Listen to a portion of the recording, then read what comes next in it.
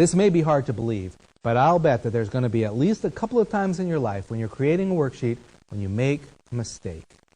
Or you might do something that's a little bit complicated and you want to leave a little note or a comment to yourself to explain what you were doing. Let's look at some questions relating to Excel's capabilities of helping you track down, fix your mistakes, and make notes to yourself. I've got a fairly complicated formula, and I'd like to put some explanation on it, but I don't want it to take up a lot of space on the worksheet.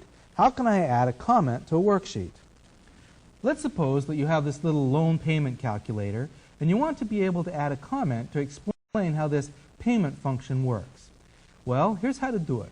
First, select the cell that you want to add a comment to, then go to the Insert menu and choose Comment. This brings up a little note box that lets you type in, this calculates the monthly payment. And then, when you click off of the text, off of the cell, the comment goes away, but leaving behind a little red triangle in the corner of the cell. Now watch what happens when you just move the mouse over the cell with the comment.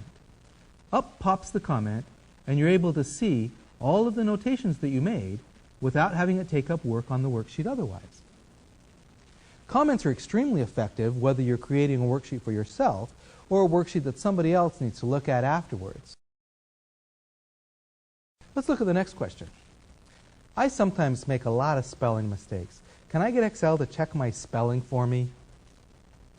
As a matter of fact, you can. What Excel does is it starts from whatever the active cell is and searches from there to the bottom of the worksheet.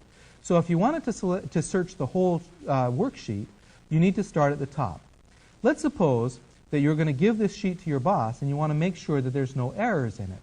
So start by selecting A1, and then in the standard toolbar, which is the second one down, find the button that's got a check mark with ABC and a tooltip of spelling. Click that one, and sure enough, it comes along here and says, I didn't find the word payment. Do you want me to change it to payment? And I go, oh, thank you, I would have been so embarrassed. And click the change button, and it changes.